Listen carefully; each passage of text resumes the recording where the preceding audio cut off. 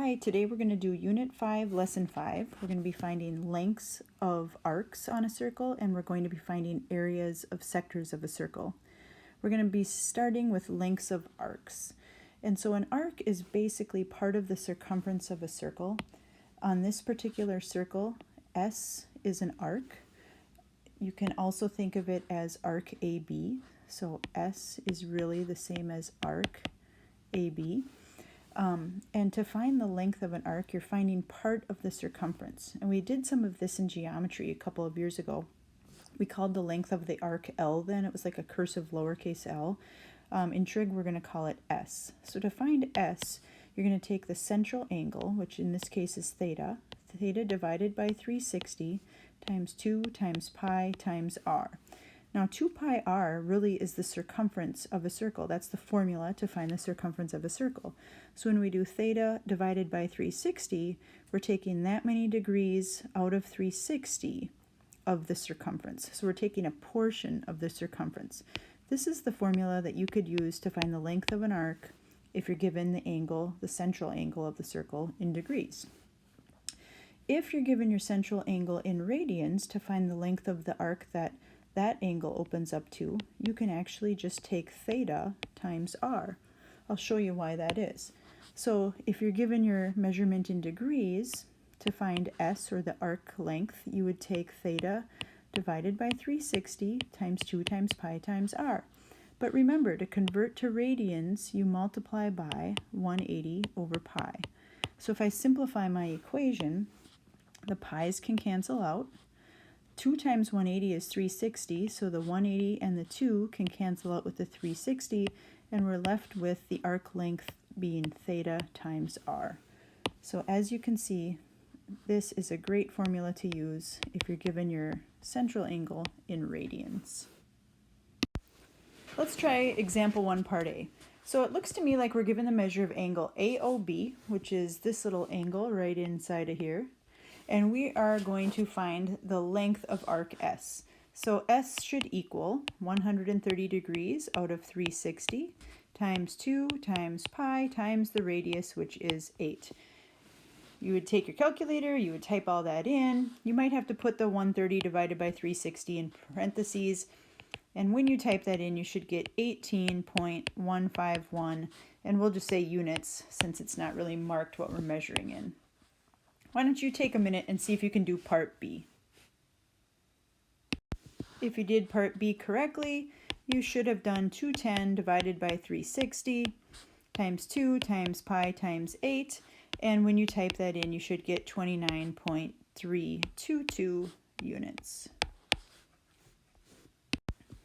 So next you can see we are given an angle measure in radians. You can see the measure of angle AOB is 2 pi over 3.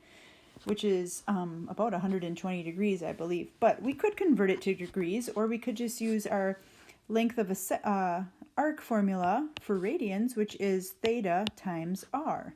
And in this case, we're just going to take 2 pi divided by 3 times 7. And we can, again, go ahead and just type that in our calculator if we want an approximate length. And if we do that, we should get 14.661 units in length for the length of this arc from A to B. Part D, find the length of an arc that subtends a central angle of pi over 6 in a circle of radius 3 miles. So when it says subtends a central angle, it really means you have a circle, the angle opening up to the arc we're looking for, we'll call this S. This angle right in here is pi over 6. It opens up to that arc S, and we have a radius of 3 miles. So again, we're given our measurement in radians. We should be able to just take theta times r. So we're going to take pi over 6 times 3. This ends up being pi over 2. Whoops. Or if you type it in your calculator, it's about 1.571 miles. We can also work backwards. Given an arc length, we can work backwards and find the central angle that opens up to that arc length. So in this case, they want us to find theta in degrees. So our arc length can be theta over 360 times 2 times pi times r. So if we fill in our values, 14 is our sector. Theta we don't know. We do know 2 is 2 and pi is pi, and our radius is 6. So you have to do a little bit of working backwards. I would probably take 14 and divide by 12 pi. When you do that, you're going to have to take 14 parenthesis 12 divided by pi. You'll wind up with 0.3714, equals theta over 360. And then you can multiply by 360 on both sides. That should give you theta is 133.690 degrees, the measure of that angle. Go ahead and try part B. If you did part B correctly, you would set it up 7 equals theta over 360 times 2 times pi times 4. Take 7 and divide it by 8 pi, and you should get 2.2785 equals theta over 360. Multiply both sides by 360, and theta comes out to be 100.268 degrees. In this next example, we're going to solve for degrees and radians, but really we do it the same way. You have a central angle in a circle. It has a radius of 2 meters, and the central angle is subtended by an arc length of 12 meters. So this arc length is 12 meters, and they want us to find theta, that angle, in degrees and radians. So a couple ways you could do it. You could say the length of the arc, S, is x over 360, 2 pi r, or theta over 360, 2 pi r. And go ahead and plug in your numbers. So you could have 12 equals theta over 360 times 2 times pi times 2. Take 12 and divide it by 4 pi. You probably have to put this in parentheses in your calculator. And then take that answer, which is 0.9549, and multiply both sides by 360. Theta should turn out to be 343 degrees, 0.775. Apparently, I did not even come close to drawing my picture to scale. That's a really huge angle. It's almost all the way around the circle. If we wanted to convert this to radians, a quick way to do it is just take our 343.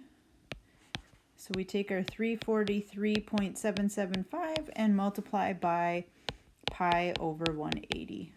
And that will do a quick conversion to radians. And it's kind of crazy. Turns out to be 6 radians. Now you could have done that in reverse. If you wanted to, you could have solved for radians first and then converted to degrees. That way works as well. Okay, so same idea, but this time we are given the length of the arc and the angle measure, and we're going to be solving for the radius. So think about your formula for the length of an arc if you're given your angle in radians. So the length of the arc equals the radians times the radius, or the angle times the radius. Let's fill in what we know. So our arc length is 10. Our theta is 2 radians, which, remember, each radian is about 57 degrees, so that's about a 114 degree angle, but we're dealing with radians. And then we want to solve for r. All you have to do, divide by 2. Your radius is 5 units. Let's try one more of those. So in this case, we're given the arc length, and we are given the angle that opens up to that arc, and we are supposed to find the radius. So the arc length will equal theta times r. 15 equals 2/3 pi times r. Multiply by 3 over 2 pi on both sides. Here we're going to cancel. We'll be left with r. And on this side we're going to have 45 divided by 2 pi, which you can type into your calculator. And the radius is approximately 7.162 units. Go ahead and try example 3. It's just like the last two. I'll give you a second. Go ahead and pause. If you did it correctly, the radius should be 1.273 feet. Okay, so in addition to working with lengths of arcs and circles, today we're also going to be finding areas of sectors of circles. Now this shaded in little piece of pie here is a sector of the circle. And to find an area of a circle, it's pi r squared. So if we want to only find part of a circle, we're going to take the degree measure, which in this case would be theta, divided by 360 times pi r squared. It's going to give us a certain number of degrees out of 360 times the area of the circle. So this is if you're working in degrees, or if you want to find your area based on radians, your formula is actually 1/2 theta r squared. How does that work? I'll show you real quick. If you start out with your degree formula, which is theta over 360 times pi r squared, and we convert to radians, we would have to multiply by 180 over pi. So cancel out. You can see we can cancel out the pi's. 180 into 360 goes in twice.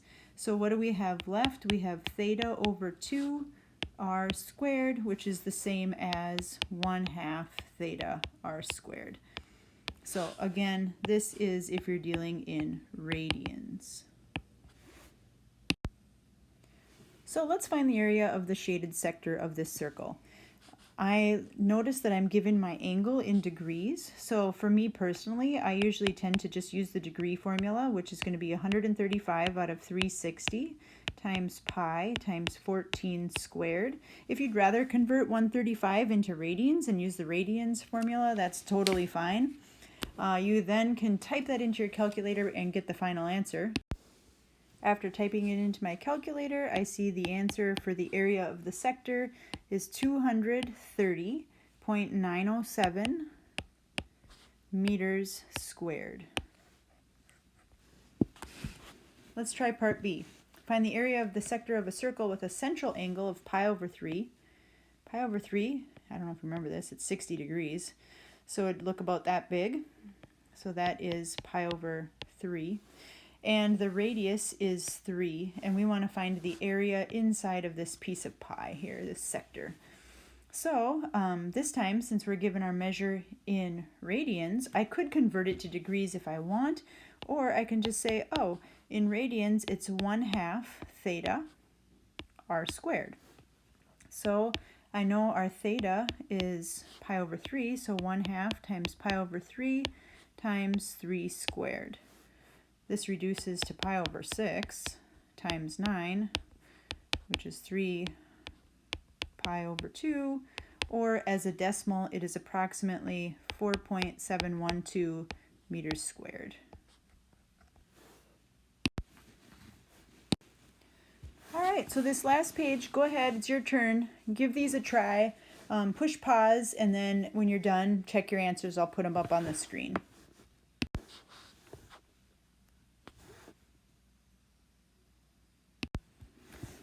Okay, check your answers, see how you did. Probably the one that might have been confusing is number 2. For that one, I said, okay, the length of the arc equals theta times the radius. So I did 8 equals theta times 10, divided both sides by 10, and I got theta equals 0.8 radians. Well, it wants the answer in degrees, and so you have to multiply by 180 over pi.